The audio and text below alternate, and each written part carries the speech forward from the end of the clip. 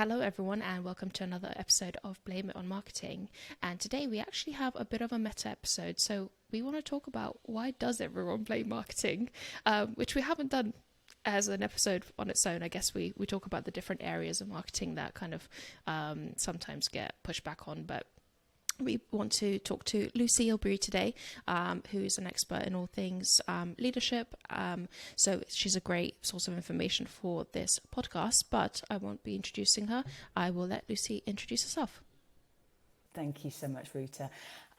So as you say, I'm Lucie Ilbury. I'm a chartered occupational psychologist. I've been working in the leadership assessment and development space for about the last 15 years or so. And sort of a big part of what I do in my work with organisations is really helping them to identify the root cause of any issues that they might be experiencing, and to think about opportunities for how they might develop, whether that's at the organisational level or the team level or the individual level as well. So yeah, that's me. I think we wanted to start off by sort of digging a little bit into why do marketing get blamed for kind of everything? In some of our other episodes, we've talked about things like, when it's a sales win, sales get a pat on the back. If it's coming from marketing, sales still get a pat on the back. So like, there's that. But then there are lots of other elements to this. So it's almost a little bit like, maybe, sorry to ask you this, Lucie, but is there something fundamentally wrong or going on when it comes to marketing departments that is sort of the cause, or like maybe the reason behind why we get blamed quite a lot? So it's a really interesting meta question, as you sort of said at the beginning of the podcast, with this being a meta episode. So I think as a psychologist, sort of my starting point with this type of question would be to really understand a bit more about the specific organisational context in which that's occurring. So where's that sense of blame coming from, and how is that playing out for marketing? What specific sort of behaviours are we seeing? I think, to speak more broadly, there are probably a couple of factors that might be helpful to consider. So firstly, at an organisational level, it would be really good, I think, to understand whether that is something that other functions are experiencing too. So I've previously worked in-house in learning and development and human resources and OD, and I think that's something that has been my experience in the past as well, that maybe some of those functions, likewise, it felt like the blame was being placed at your door.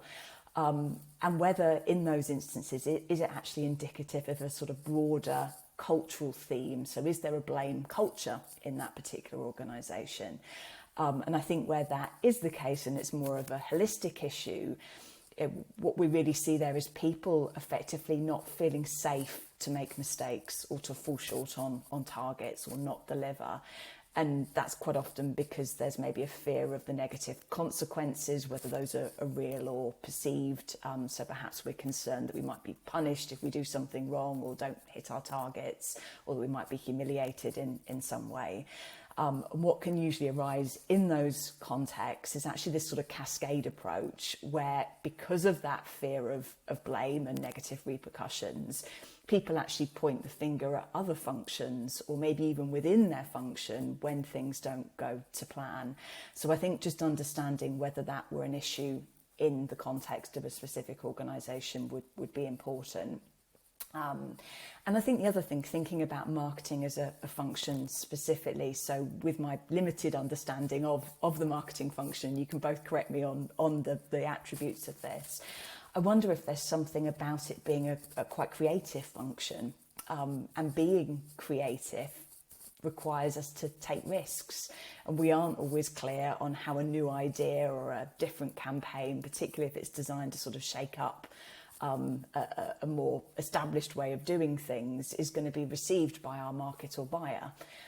We don't know if the timing is maybe right, and actually even if we pilot and get stakeholder input, our idea might be largely untested in the real world. So sometimes that can be really challenging to sort of confidently predict how our audience might respond, and there is a risk of maybe it not landing in the way that we thought it might, or even our initial research suggested it might. And again, if our organisational culture is one that's characterised by blame when things don't turn out well, it can actually feel really unsafe to be creative. I also wonder again at the level of the function whether there might be some legacy stereotypes or biases to overcome. And this again, I think, is an issue for other functions that have actually really elevated their role as strategic business partners. And in the case of marketing being such a critical part of the sales funnel and the customer journey.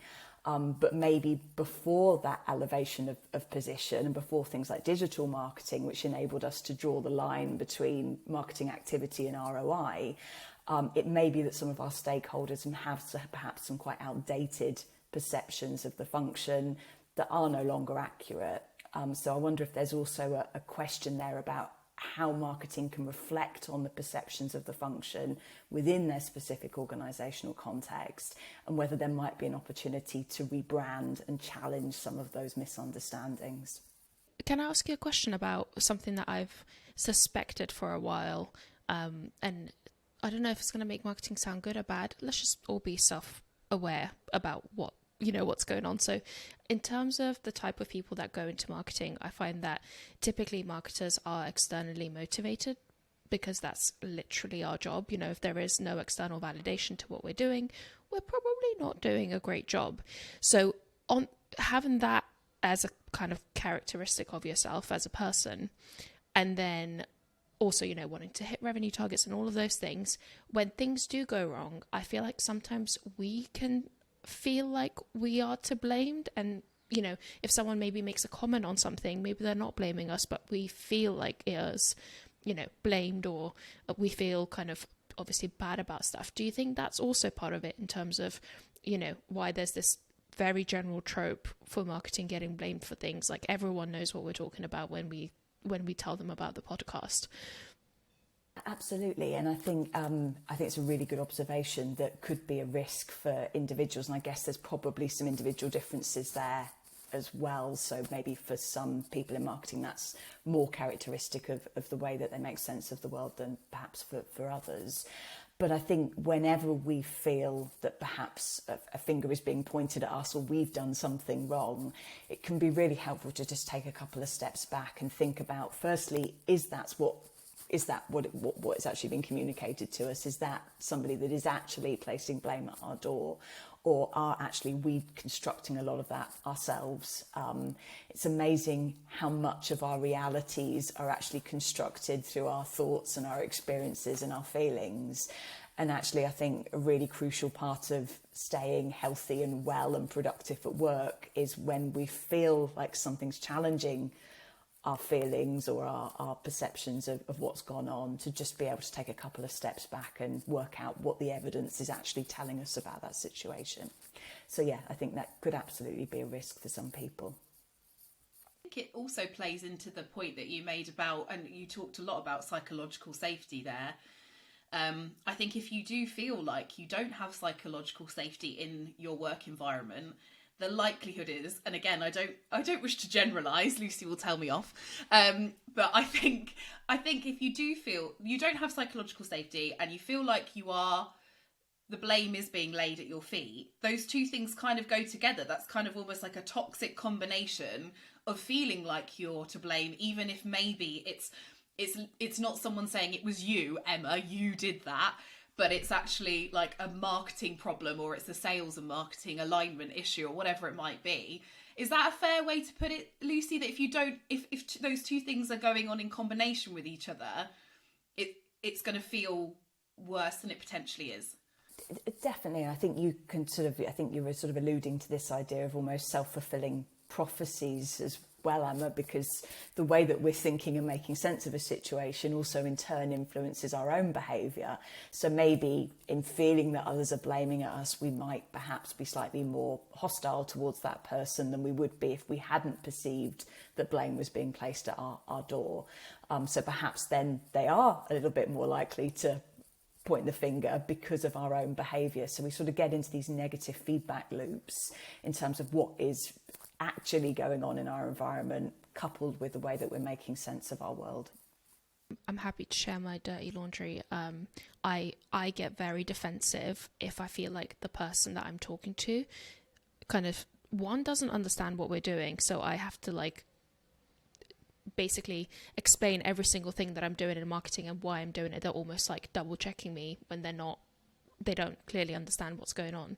But two, when there's like, we're not in the space to solve problems, we're in a space to be like, yeah, well, all this shit is going wrong, so I guess what's happening there. And that's like my defensiveness, to me, is my worst kind of characteristic at work, when I do get defensive, and I hate it, but I also find it really hard to control under those situations where you don't feel like you're working together to solve a problem, because at the end of the day, we all want the same thing.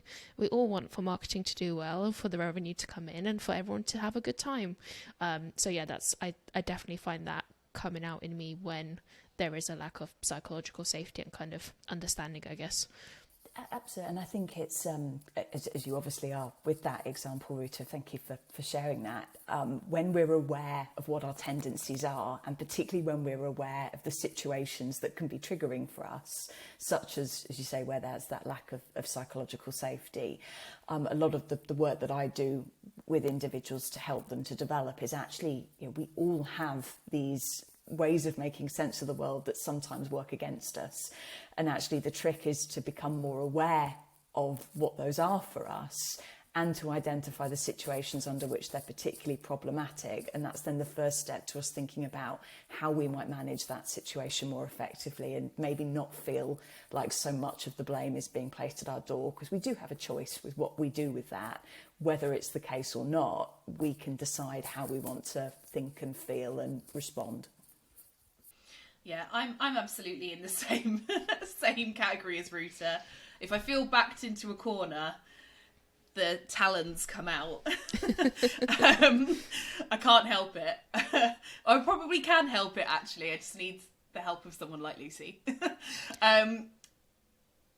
there, I guess, going on from that, so obviously, like, the psychological safety thing is a really big point, and I think we'll get back to that. But, like, when it comes to sort of, like, senior leadership, understanding marketing and marketing teams, there does seem to be a fundamental disconnect. Like, they generally fall into two camps. They either get it or they don't get it. Like, what can senior leaders do to try and support a function that is effectively potentially like something that they've either never come across before, or they feel is out of their own wheelhouse? Because there's obviously a comfort level thing there for them as well. I think it's sort of maybe helpful just to take a moment to think about it from a kind of the perspective of a leader. And obviously, again, there'll be differences, as you say, Emma. There'll be some leaders that really understand the function, really get the value that it brings, and maybe for others, maybe less so. And there's probably a scale that people sit on in terms of that. But a real challenge, I think, for a number of leaders, especially if they've progressed quickly or they've had limited exposure to different organisations and different functions, is that all of a sudden you go from perhaps being an expert in a particular way of doing things or what a particular team does, and then as you move up to the level of maybe leader of a unit or a division, and then eventually maybe member of a senior leadership team or even executive committee, you need to all of a sudden be able to take this helicopter view of every function in the organisation, many of which you may have very little expertise or understanding of at all. And I think that's a real common challenge for leaders as they progress, is getting comfortable with the fact that you may not be the expert in everything the organisation does anymore. In fact, it's highly likely that you won't be. And it becomes far more about breadth, and also about recognising where actually you need to listen and learn from the experts in the function themselves in order to get enough of an understanding of how they operate. And then again, as I say, being able to helicopter up and seeing the organisation as a system, of which obviously marketing is a key part and a key function in that system. So I think the opportunity for leaders in terms of kind of understanding marketing more effectively is really to be open to listening and to learning, to being humble enough to know when actually you're no longer the expert, and it's about learning from others that are perhaps in that particular area. And also yourself feeling safe to do that, because if, again, we think about it from the perspective of a leader, it's a tough job. You're responsible for actions and decisions that are being made in parts of the business that you may have very little understanding of. And that in itself, I think, can be a real challenge and quite difficult to adapt to, specifically if you in the past have perhaps been an expert in your particular area. So I'm hoping that addressed your question, but I think there's definitely a piece around listening and learning and remaining humble enough to actually take on board the expertise of others. And then what about the other side of things? So we're talking about here senior leaders that aren't in marketing and wanting to understand what we do. What about us as marketers in helping them understand what we do? What are some of the ways that we can make that kind of education and transition easier? So great question. And I think actually a lot of it speaks to what a kind of, again, my understanding of real strengths in the marketing function more broadly. So understanding your audience, what does the leader that you're trying to influence and educate understand? Where are they starting from and what makes them tick? So what do they need? How can you speak in a language that's really going to appeal to them? And this is the sort of thing that's secondhand to marketing because of the nature of the function and the fact that you have to really understand the buyer and your audience. I think leaders are exactly the same. And then helping to probably make the leader make the join up between what marketing is doing and actually where strategically the organisation is going and what strategically the organisation needs to achieve, which is obviously where metrics become really, really crucial in making the join up between sort of more day-to-day activity and ultimately where the organisation is heading. But I think that understanding of brand, the understanding of audience, and effectively trying to rebrand marketing in that leader's mind is probably crucial to helping them on that journey. It's a hard thing to do, and I think Ruta and I personally, I think we spend a lot of time doing this with our clients, because I think generally where we work with businesses, there isn't a marketing function, or there's been marketing but it's not worked in the way that it should have done and it's not performing. So that's when people tend to speak to people like us. Like, my experience of that is that is incredibly challenging, and actually I find that I spend potentially more of my effort, time and energy in trying to bring other leaders along with me than I do actually doing the marketing execution, and I find that increasingly frustrating. Probably says a lot about me as a person. And obviously we've talked about psychological safety a little bit as well, in all of that. Is there a way, and obviously this is at an organisational level now, we're not just talking about marketing, but how do you get that psychological safety so that your leaders are aware enough of themselves, of each other, of their lack of understanding of things, so that they can actually be open to, the kind of stuff that Ruta and I find ourselves doing a lot of? And I think it's not easy is probably the short answer. And particularly if there is already a blame culture and there's lack of psychological safety, or maybe large amounts of pressure on individuals to perform, that takes time to transition and to change. That's not something that can be achieved overnight at all. But I think the way that leaders are assessed and selected for the role is probably key, making sure we've got the right attributes and the right DNA of an individual before they progress. I think a big challenge and maybe an error that's frequently made is confusing somebody's current performance in a role, particularly a technical specialist role or an individual contributor role, for being indicative of leadership potential and potential to progress. And actually the evidence tells us that the two things aren't necessarily related. So just being really clear on what good leadership looks like and the attributes that underpin that, I think, can help. And then developing leaders. So helping leaders to understand actually the role that they play in setting the organisational tone and culture, And things like the way that you talk about different functions to other functions, and the respect that you show for those functions, and the way that you act as an advocate for the system as a whole. I think when you get to a certain level of leadership, aligning yourself with one specific function is not really what's required of you anymore. It's being able to take that broader perspective of how everything fits together, and then making sure that individuals are set up to succeed. There's an idea of the leader as servant, which I think appeals, that actually rather than this very hierarchical view of a leader setting the direction and telling everybody what to do and being quite kind of authoritarian in their approach, actually there is a view that leaders are there to serve the organisation and serve the people in that organisation by creating the conditions under which other people can succeed and thrive. And I wonder if that's part of it. Quite often, to change culture, we actually need to go to the other end of the spectrum and gradually start to take people on that journey with us. So I think that could definitely help there.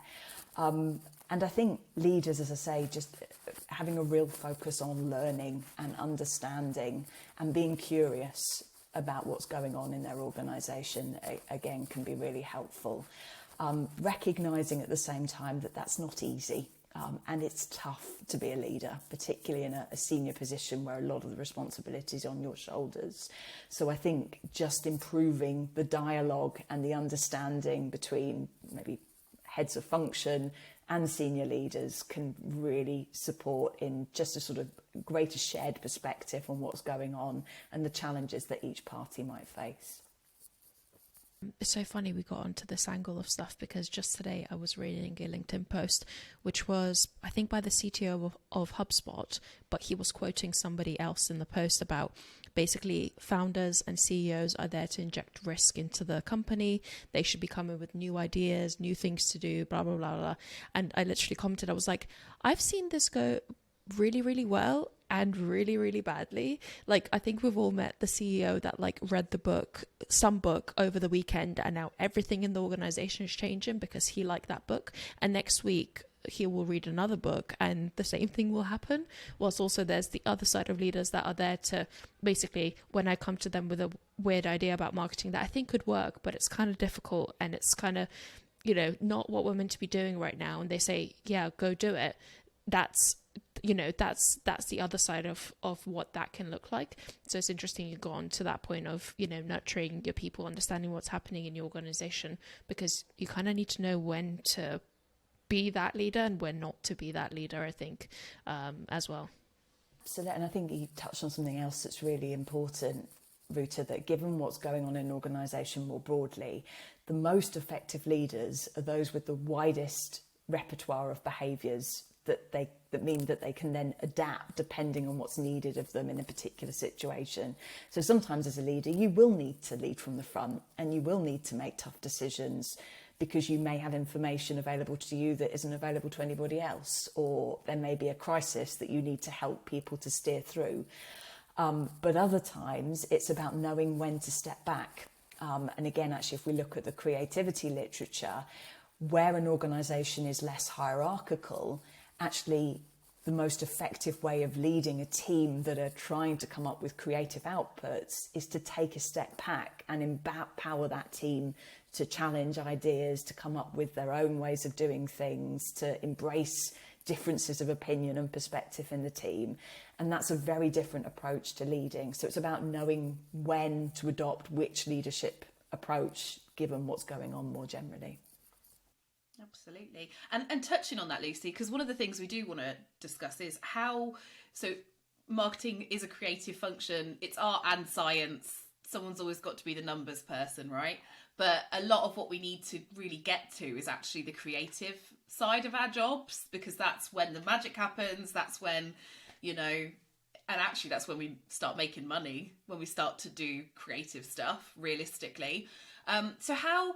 You touched on some of it there, but are there other things that we could be doing for our marketing teams where we might treat that team slightly differently to other departments just by nature of the type of people on the team and the type of work that we need to do? Is there anything structurally we could be doing better? I think in any team, and again, this might apply to other parts of the business where there's sort of a real focus on innovation, but actually also just good decision making. So it maybe is something that I'm not sure if it's specific to marketing. I think it's a sort of general principle of how do you build a highly performing team. Diversity, I would say, is incredibly helpful. So if you've got individuals in the team that have different perspectives, different backgrounds, maybe they come from different demographic groups, they have different thinking styles, actually helping that team to really embrace those differences and to see the value that those differences bring can be really, really beneficial. I think, again, a challenge from a leadership perspective is quite often if you're an individual in a team, it can quite often feel easier and maybe superficially more enjoyable if you're working with other people that are very similar to you, which isn't great for diversity and inclusion. And actually what we know is if you're leading a team in a way that helps team members to feel that it's okay to be constructively challenged and to recognise the value that a different perspective brings, the actual tangible outputs of that team will be better, whether that's creative outputs or quality of decision making. So I think that definitely would feel like something that would be crucial for marketing, really embracing diversity of opinion and then making sure the team feels safe again, if we go back to psychological safety. And that really is underpinned by trust as well. So high performing, effective teams typically have trust there, and you know it's okay to say certain things or to maybe challenge somebody else's idea in the right way or to raise your own ideas in the right way, because you know that actually ultimately the team are all moving in the same direction and want the same things, and it's not about individual agendas or objectives. So probably a few things there I think that hopefully could help. Diversity is a particularly interesting one in startups because we all like hiring people that have a culture fit, which is the antithesis of diversity typically, because it's people that you relate to, that have probably had the similar life experiences as you, and you get into this little bubble of I'm going to hire people like me. So that's a really tough one to solve. I think actually bigger organizations do a better job of making sure they hit some sort of diversity. Well, startups are so tiny and so fast moving that they're like, oh, if you don't work like me, it's not going to work out. And I think in smaller organisations as well, obviously culture kind of arises out of the behavioural norms and social norms of the people that are in the organisation. So when you've only got a handful of people, clearly it's just that handful of people that are going to be influencing the culture. So I think you're absolutely right, Ruta. We can really run a risk of actually just getting more people that have very similar backgrounds, which will definitely work against creativity and potentially quality of decision making as well. So how, if you are in a startup like that, because I think, again, lots of the companies that Ruta and I work with are in startup mode, and even scale-ups actually to a certain extent, how can you make sure that you do, make sure you do hire diversely, and you sort of, although the culture is there and you are hiring, you want to get on with people, how do you make sure you avoid some of that bias? I think this is where probably my bread and butter and the bulk of my career has focused is how we can effectively use scientifically robust, validated, consistent and fair assessments as part of our hiring process. So there's a real risk of unconscious and implicit biases that we all have as human beings because we have so much information we need to make sense of on a minute-by-minute basis that actually we use these cognitive shortcuts and biases to help us to make sense of the world. The risk with those is that quite often they're error-prone, and they might be based on our previous experiences and maybe even our stereotypes or biases. And that's really problematic when it comes to identifying the best person for a role, and particularly when it comes to issues like diversity and inclusion, because it may mean that we're unduly influenced by somebody having qualities that are similar to our own, that at quite a evolutionary level perhaps, feel safer because we understand them and we know them, and we feel therefore that it perhaps means that there isn't as much risk for us from that perspective, but ultimately means that we make poorer decisions than we would do if we were to use some of these more objective ways of determining who might be the best fit to the role. And clearly in a recruitment context, there's also a huge legislative angle to this of we're exposing our organisation to legal challenge as well as poor decision making if we're making decisions that aren't underpinned by robust, objective, scientifically validated assessments and recruitment methods. One of the typical problems that we come across in marketing is a lack of alignment between marketing and sales teams. And that's, again, just a classic problem that we go through. Have you seen some ways that marketing and sales can maybe align better and support each other, either through your experience or through any of the literature that you, I assume, spend a lot of time reading? I do. So I think, again, sort of speaking more broadly to any two functions that need to work closely together and maybe don't always see eye to eye, I think it's a common challenge that interpersonal tensions can arise. One thing that comes to mind is the extent to which the goals of those two functions are complementary rather than competing, which can sometimes be an issue. And I think the way that an organisation approaches goal setting can be crucial. So ultimately, those goals should cascade down from the top in terms of what the organisation is trying to achieve more strategically and holistically. But sometimes the translation of those goals can mean that actually sales and marketing are working towards slightly different things. And then understandably, interpersonal tensions arise where perhaps there's very different requirements or areas of focus, and a lack of understanding of the other function and what it's heading towards. So I think the first point is just structurally, how can we create a shared alignment towards a common purpose across functions as well as within them?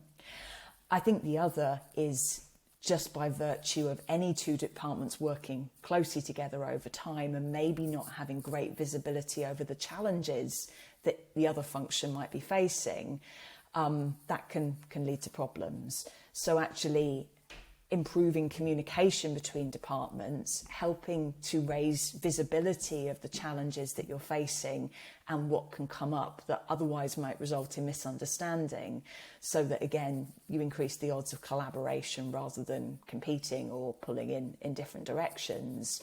We've touched on blame cultures already, which I think might also be a part. And I think the other theme is the times when we start to see interpersonal tensions more broadly, typically when people are under stress and pressure.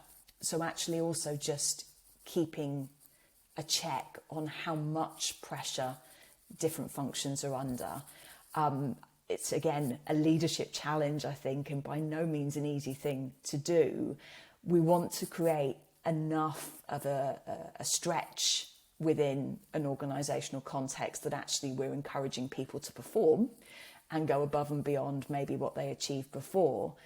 But actually it's a delicate balancing act between it being stretching but still feeling achievable versus it actually being something that becomes so stressful and pressurised that not only does it start to compromise performance, but people start to demonstrate maybe less constructive behaviours. They perhaps start to derail, and that can really work against, again, collaboration both across functions and within it, and can create some of these interpersonal tensions that perhaps in the case of sales and marketing we can see.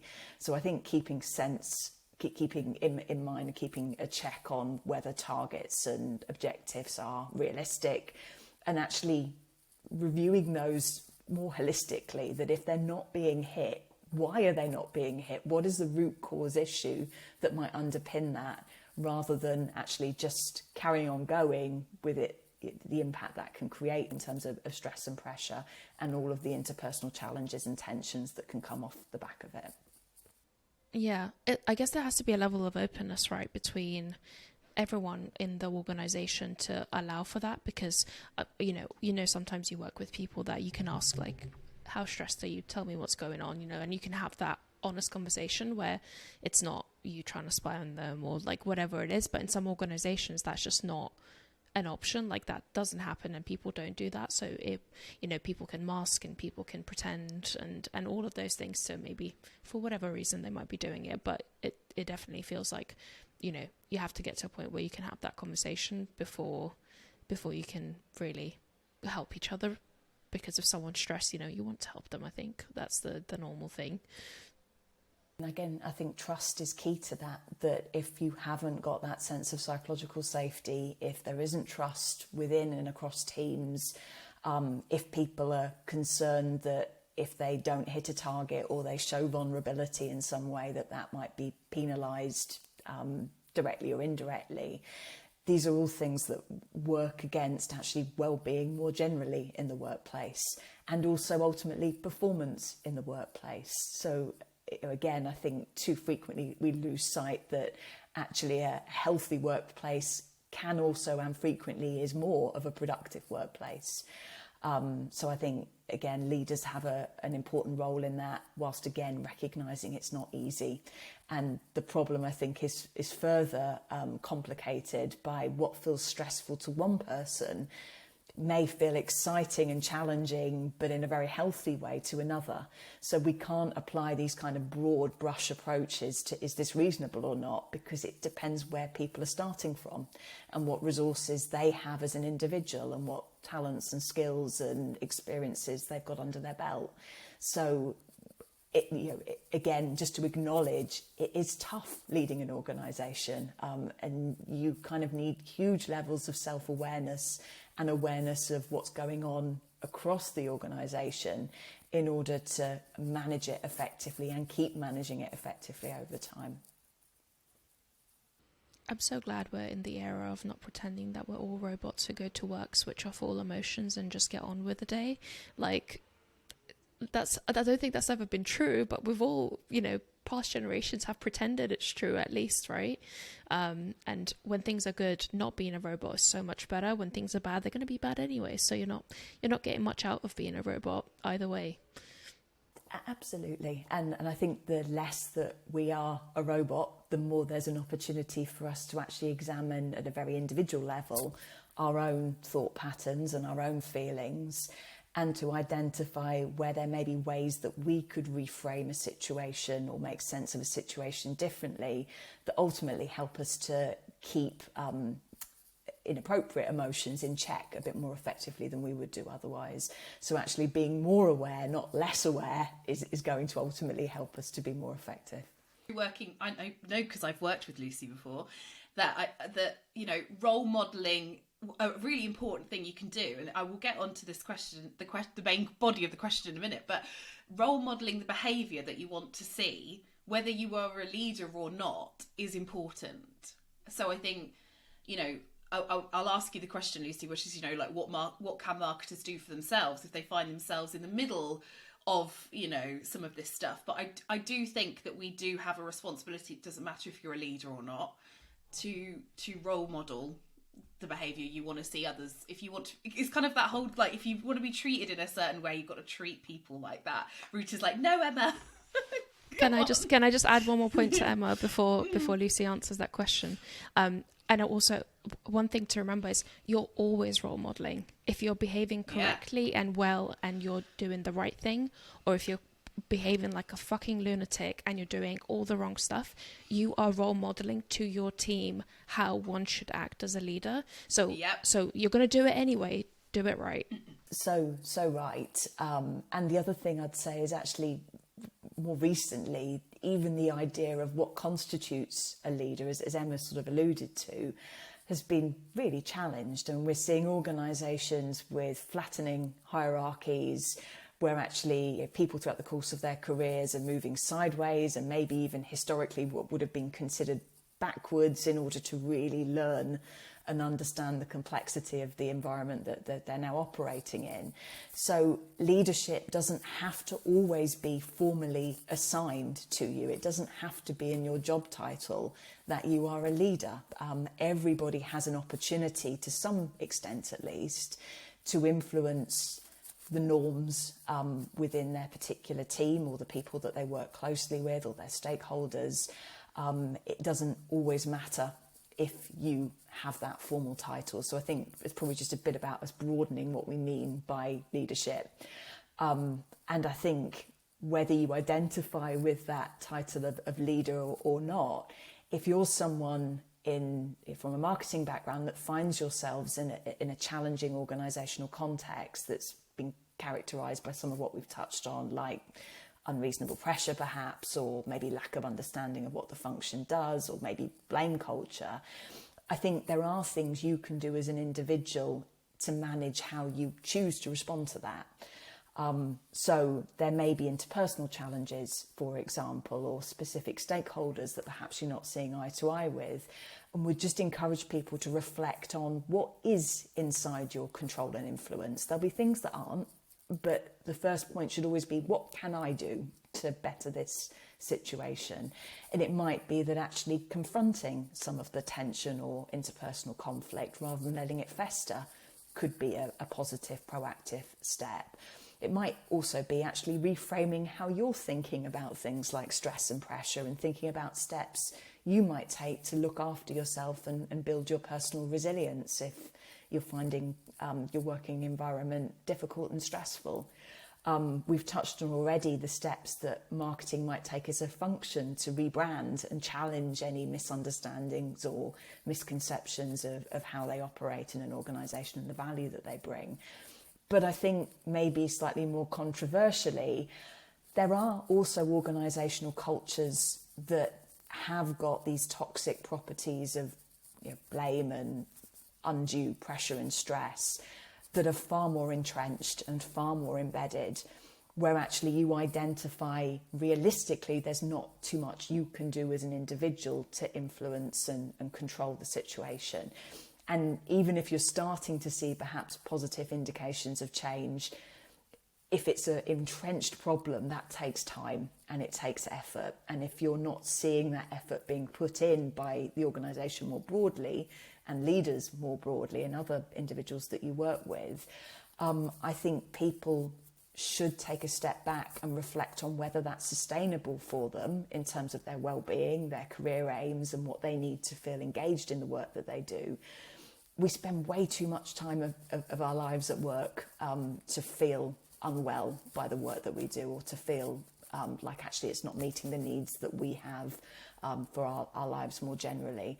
So I think I would encourage people to explore whether, if they find themselves in that position, there might be other organisations that are more aligned with what they need to feel happy, healthy and productive. And sometimes that might be making the choice, when you don't think you have any control or influence anymore, to step away from a toxic work culture. It's not a universal. There are wonderful organisations out there that have got this stuff right, or at least moving in the right direction to get it right. So actually, if you find yourself in that situation and you can't do anything about it, sometimes it's about knowing when actually a different organisation might be the best option for you as an individual.